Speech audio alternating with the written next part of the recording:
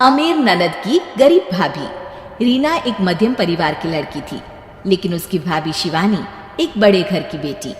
शिवानी की शादी अभिषेक से लव मैरिज थी। अरे भाभी, ये कितना अच्छा सूट पहना है आपने।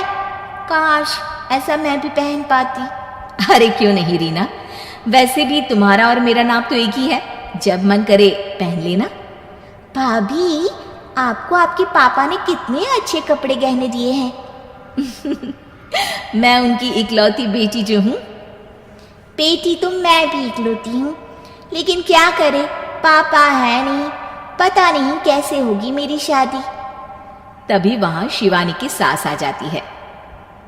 अरे क्यों नहीं करेगा भाई तेरी शादी धूमधाम से, आखिर जिम्मेदारी है तो उसकी। और वो दिन भी आ जाता है जब रीना की शादी तय हो जाती है। अभिषेक, क्या हुआ? आप इतने परेशान तो कभी नहीं दिखे, कोई बात है तो बताइए मुझे। अरे शिवानी, वैसे तो शादी का सारा इंतजाम हो गया है, लेकिन गहनों का रेट तो आसमान छू रहा है। कैसे क्या करूं, कुछ समझ में ही नहीं आ रहा। थोड़ी देर में शिवानी अपने पूरे गहने अभिषेक के सामने रख देती है। ये लीजिए, गहनों का इंतजाम भी हो गया। अरे नहीं नहीं शिवानी, मैं ये गहने किसी हालत में भी नहीं ले सकता। ये तुम्हारे पिता ने तुम्हें दिया था, और तुम हो कि। तभी वहां सास आ जाती है। अरे तो क्या हुआ, इसकी तो हो गई ना शादी, अब किसे दिखाने हैं इसने गहने। सास गहनों का डिब्बा शिवानी के हाथ से लेकर वहां से चली जाती है। रीना की शादी धूमधाम से होती है और अब वो बड़े घर की बहू बन जाती है। वहीं रीना की शादी के बाद शिवानी और अभिषेक उसकी शादी के कर्जों से डूब जाते हैं। मैं सोच रही हूँ नौकरी करनी शुरू कर दूँ, वैसे भी पढ़ी लिखी हूँ, आपकी थोड़ी मदद भी हो जाएगी।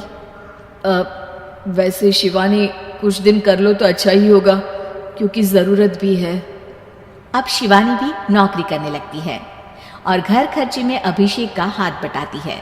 एक दिन शिवानी, रीना का फोन आया था, कह रही थी कि आने वाले त्योहार में उसके ससुराल जाना है। ठीक है माँ।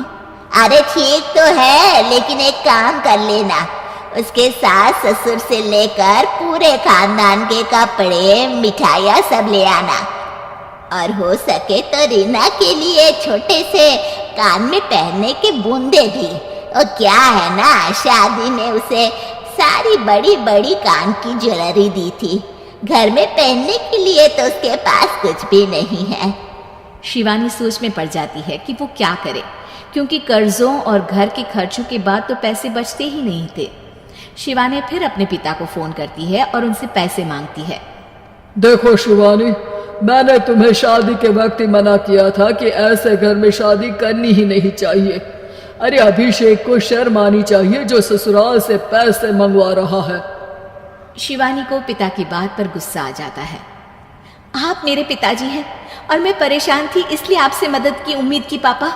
अभिषेक को तो पता भी नहीं है कि मैंने आपसे पैसे मांगे हैं। शिवानी सोचती है कि वो अभिषेक से बात करे, लेकिन फिर उसे लगता है कि वो टेंशन ले लेगा। तभी शिवानी की नज़र हाथ के कंगन पर पड़ती है, सीधे बाजार जाती है और उसे बेचकर ननद के घर ले जाने का सारा सामान लेकर आती है और सास के सामने रख देती है।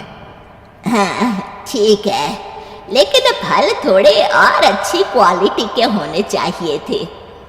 शिवानी कुछ नहीं कहती, वहां से चली जाती है।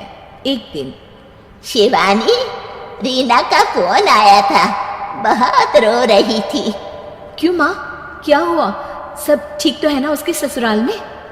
अरे तूने तो उसकी नाक ही कटवा दी। अब मैंने क्या कर दिया माँ? कह रही थी कि बड़े घर की बहू है भाभी, जो कपड़े दिए वो ब्रांडेड भी नहीं थे। तू तो जानती है ना उन लोगों का पहनावा कितना अच्छा है।